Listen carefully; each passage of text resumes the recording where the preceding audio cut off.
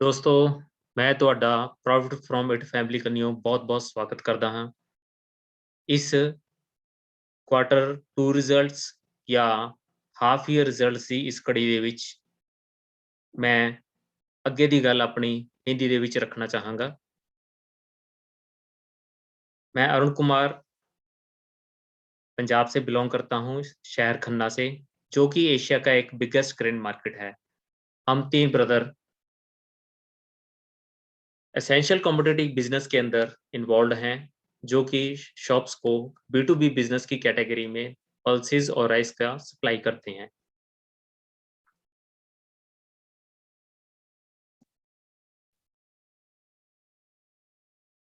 आज हम ब्रिटानिया के ऊपर बात करने वाले हैं, उसके हाफ ईयर रिजल्ट्स के बारे में, जो कि पैकेज फूड इंडस्ट्री के अंडर एक कंपनी है। सबसे पहले मैं थैंक्स करना चाहूँगा पीयूष पटेल सर का, जिन्होंने हमें इस काबिल बनाया कि हम प्रेजेंटेशंस दे सकें, कंपनीज को समझ सकें, अपनी इन्वेस्टमेंट, अपनी हार्ड अर्न इनकम को कहाँ पर इन्वेस्ट करें।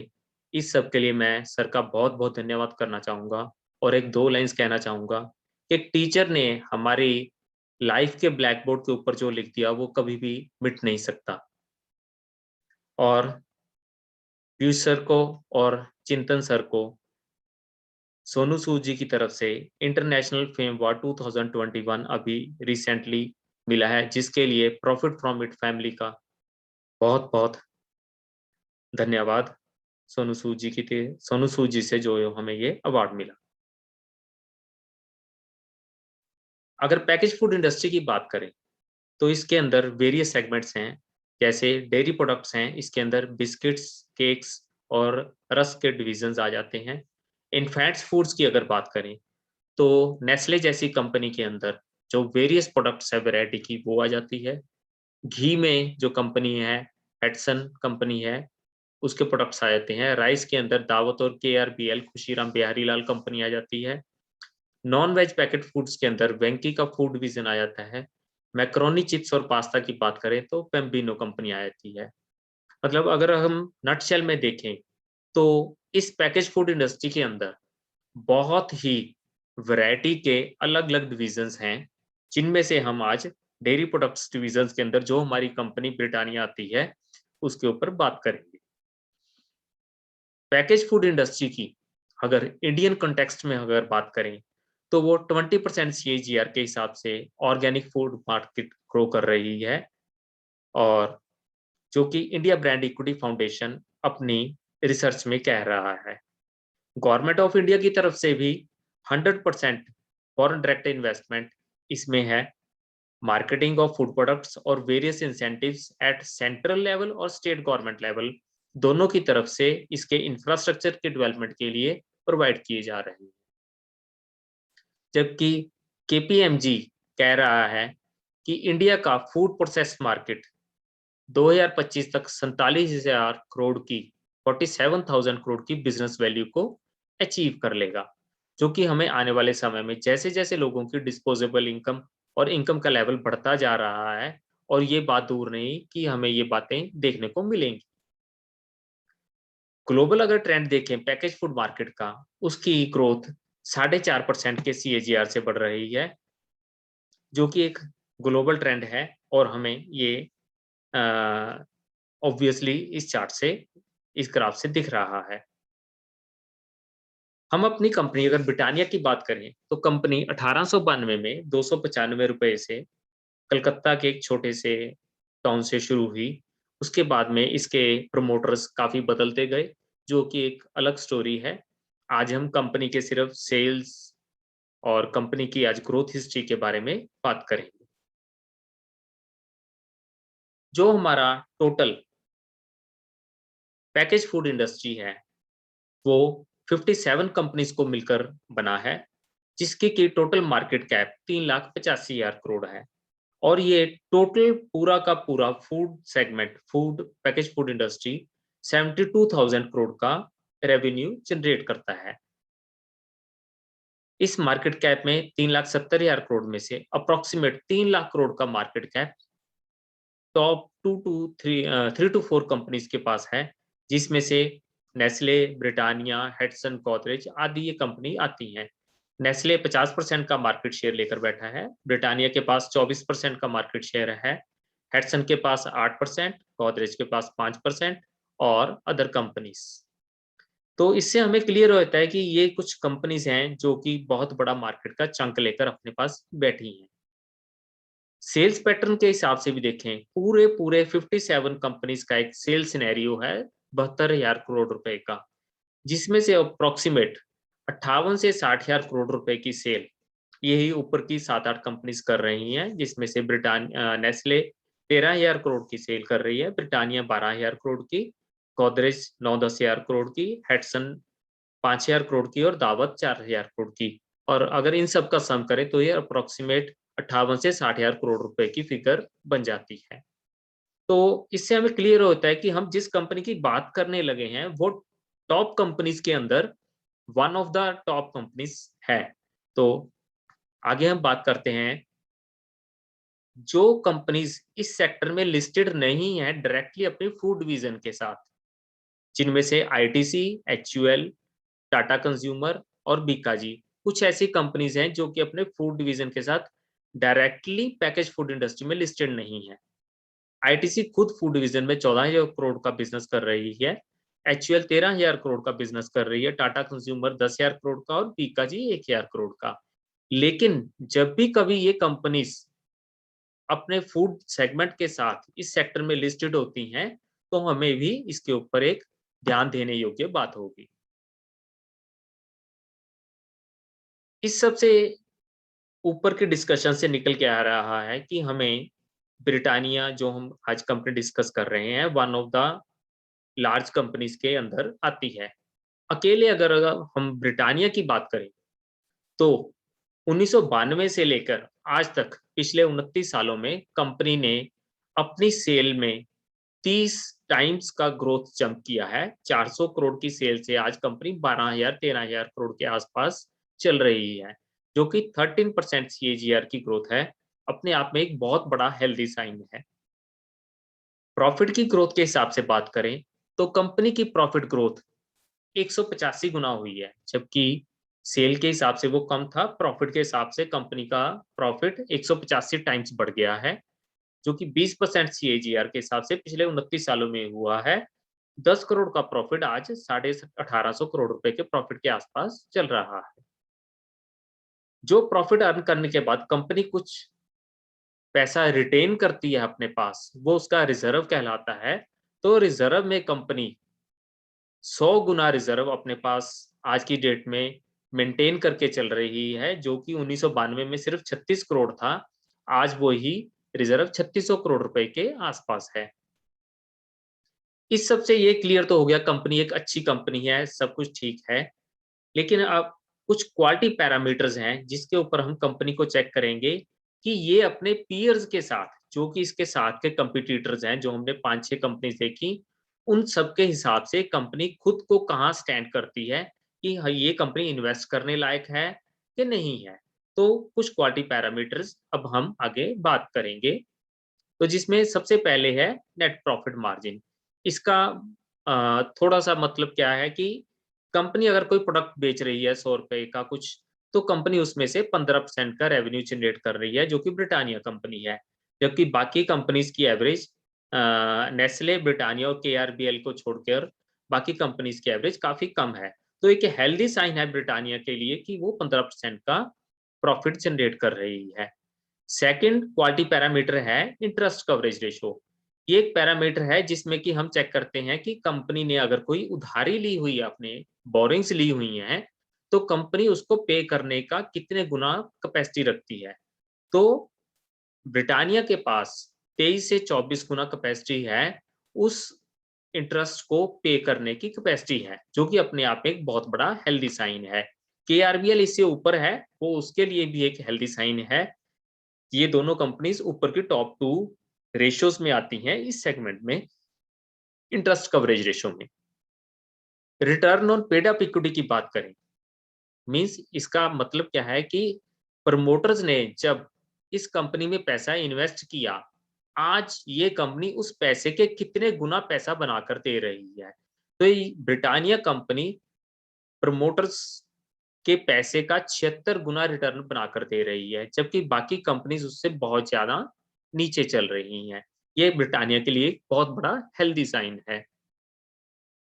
डेट टू इक्विटी, जो कंपनी ने डेट लिया हुआ है वो टोटल इक्विटी के हिसाब से, टोटल इक्विटी मींस कंपनी का खुद का प्रमोटर कैपिटल और जो रिजर्व कैपिटल है, जो कि प्रॉफिट में से बचाकर कंपनी रखती है, वो टोटल दोनों कैपिटल मिलाकर उसके ऊपर डेट कितना है, उसी हिसाब से जितना कम डेट रहेगा, डेट टू इक्विटी परसेंटेज जितनी कम रहेगी उतनी कंपनी हेल्दी रहेगी, अच्छी रहेगी। हिंदुस्तान फूड जैसे 84% डेट टू इक्विटी रेशियो है, वो बहुत एक नेगेटिव साइन है। ब्रिटानिया 21 के ऊपर है, हेटसन जाइडस वो कम में है, लेकिन ब्रिटानिया भी एक अंडर कंसिडरेशन, एक हेल्दी साइन में है कंपनी। बहुत नेगेटिव भी नहीं है, बहुत अच्छा भी इसको ये नहीं कह सकते, बहुत बुरा है ऐसा भी नहीं है। तो एक एवरेज रेशो बैलेंस्ड के ऊपर कंपनी चल रही है। अगर इसको कंपनी के रिजर्व के हिसाब से देखें तो हम दो तीन कंपनीज, जो चार कंपनीज बड़ी हैं, अगर उनको कंपेयर करें तो नेस्ले का डेट 2020 से 21 में कम हुआ है, लेकिन उसका जो रिजर्व है उससे 63 गुना कंपनी रिजर्व अपने पास लेकर बैठी है, जो अपने आप में नेस्ले को एक बहुत हेल्दी पोजीशन में हमारे सामने रिप्रेजेंट कर रहा है। ब्रिटानिया का रिजर्व उसके डेट के मुकाबले सिर्फ 5 गुना है। 700-800 करोड़ का डेट है और 3500 करोड़ का रिजर्व है, जो भी एक हेल्दी साइन है।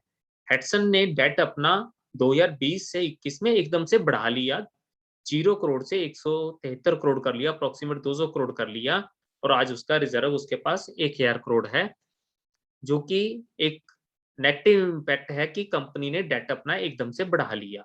सिमिलरली गोदरेज के साथ भी ऐसा ही हो रहा है, जो हमें दिख रहा है। कंपनी ने 2020 से 21 में अपना डेट 5 गुना बढ़ा लिया, जबकि इसका रिजर्व उसके सिर्फ 2.5 गुना के आसपास है। तो इस चार्ट में से हमारे पास सिर्फ दो कंपनीज निकल कर आ जाती हैं कि हम नेस्ले और ब्रिटानिया के ऊपर अपना ध्यान फोकस करें।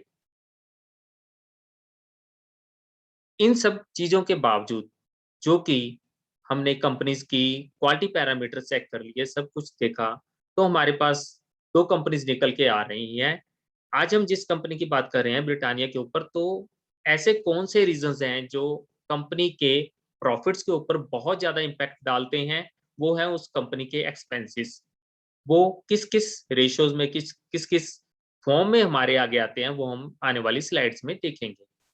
तो कंपनी के मेजर कॉस्ट, मेजर एक्सपेंसेस, अगर टोटल 10,000 करोड़ के कंपनी के एक्सपेंसेस मानते हैं 2021 के आसपास ये रहे होंगे, तो अप्रोक्सीमेट 55 से 60% के आसपास इसका मटेरियल कॉस्ट में चला जाता है एक्सपेंसेस, और बाकी अदर एक्सपेंसेस 22 से 25-26% इसका अदर एक्सपेंसेस में, जो कि एक मेजर चंक है। 65-80% कंपनी का इन दोनों चीजों में चला जाता है। एम्प्लॉय बेनिफिट एक छोटा सा फिगर है 5% का, डेप्रिसिएशन 2% का, और फाइनेंस का एक 2% के आसपास है। तो मटेरियल कॉस्ट और अदर एक्सपेंसेस एक बहुत बड़ा मेजर चंक इसके प्रॉफिट का अपने पास ले जाता है। वो किस फॉर्म में है, हम इस चार्ट में से बहुत क्लियरली हमें दिख रहा है। कंपनी के जो बेसिक इंग्रेडिएंट्स हैं बिस्किट्स बनाने के लिए, फ्लोर, शुगर, पाम ऑयल और मिल्क, जिसमें से पाम ऑयल ने इनको बहुत ज़्यादा इन्फ्लेशन के कारण इनके प्रॉफिट्स के ऊपर इम्पैक्ट डाला, जो कि 46% इन्फ्लेशन के साथ चल रहा है। और सेकंड फिगर में इंडस्ट्रियल फ्यूल जैसे डीजल के भाव बहुत ज़्यादा बढ़े, फ्रेट्स के भाव बहुत ज़्यादा बढ़े, क्योंकि कंपनीज को अपना फैक्ट्रीज के बाद लॉजिस्टिक के ऊपर बहुत ज़्यादा खर्च करना पड़ता है। कंपनीज के पाउचिंग में, लैमिनेशन के ऊपर बहुत ज़्यादा इन्फ्लेशन हुई, और कॉर्रुगेटेड बॉक्सेस में, जो बॉक्सेस में कंपनी का माल पैक होता है, तो इन सब बातों ने कंपनी के प्रॉफिट के ऊपर बहुत ज़्यादा इम्पैक्ट डाला। इन सब बातों से हमें दिखा कि कंपनी का मेजर एक्सपेंसेस के ऊपर किन-किन बातों का इफ़ेक्ट पड़ सकता है। हमें लगता है थोड़ा-सा डीज़ल बढ़ा, तो ये सब बातें कंपनी के प्रॉफिट्स के ऊपर इम्पैक्ट डालती हैं।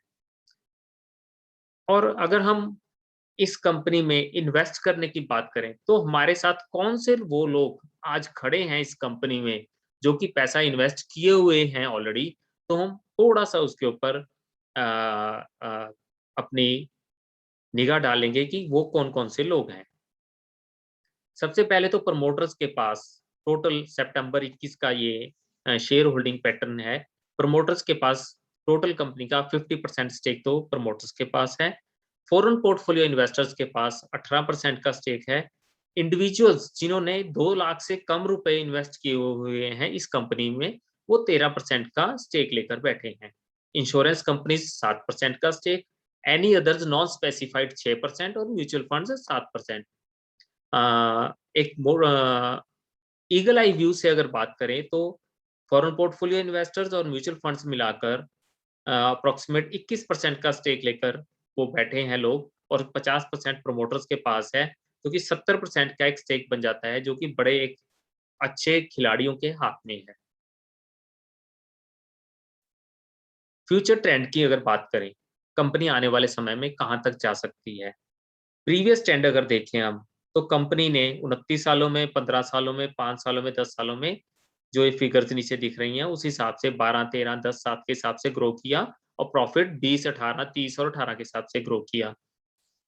हम इसको एक्सपेक्ट कर रहे हैं 2025, 30 और 35 के आसपास ये कंपनी ग्रो करेगी 12% सीएजीआर के हिसाब से।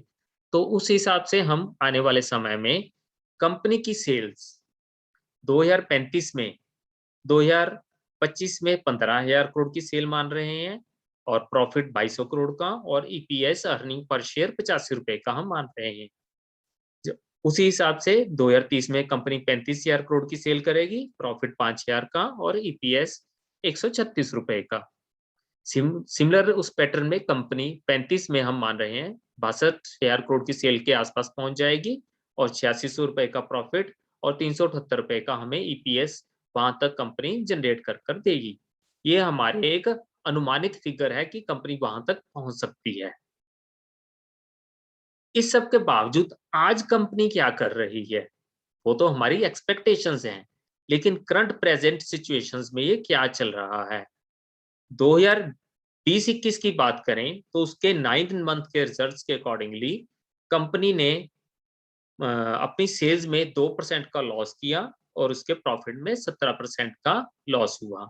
जबकि ईयर एंड आते-आते कंपनी ने 6% सेल में जंप किया, जबकि लॉस उसका प्रॉफिट में -6% हुआ।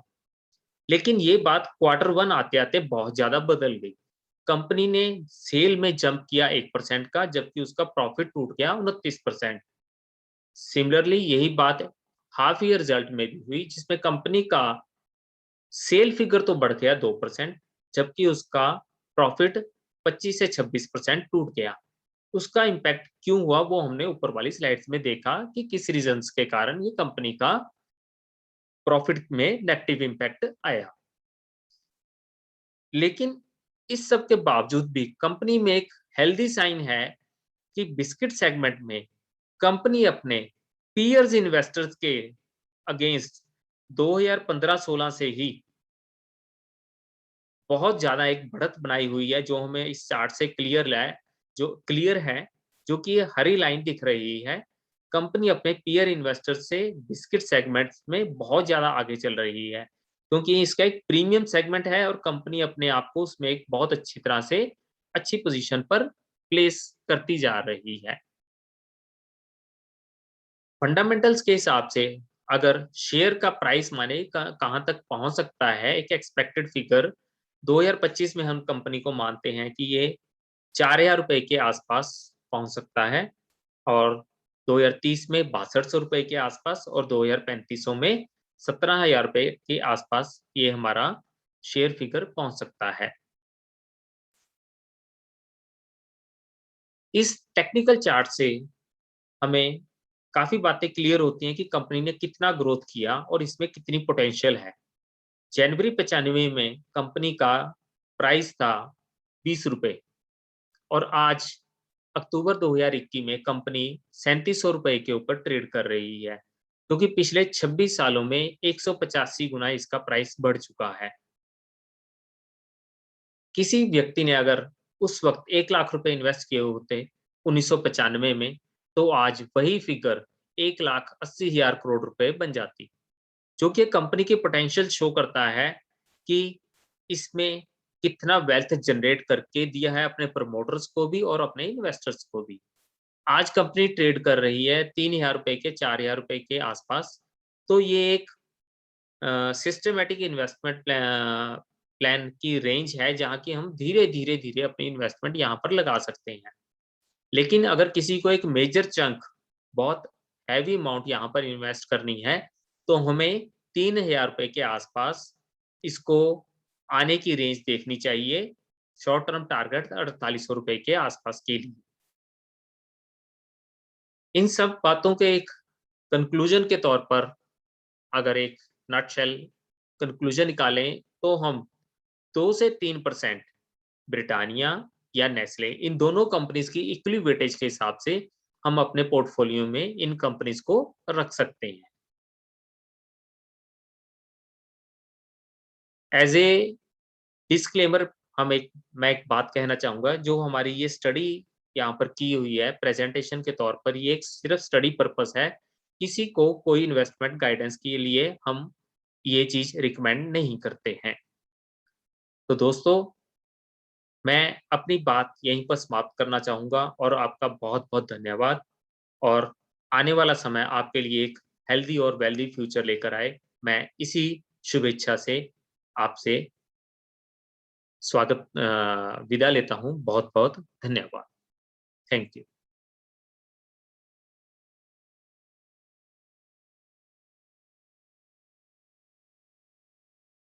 वीडियो किथों ऑफ करो।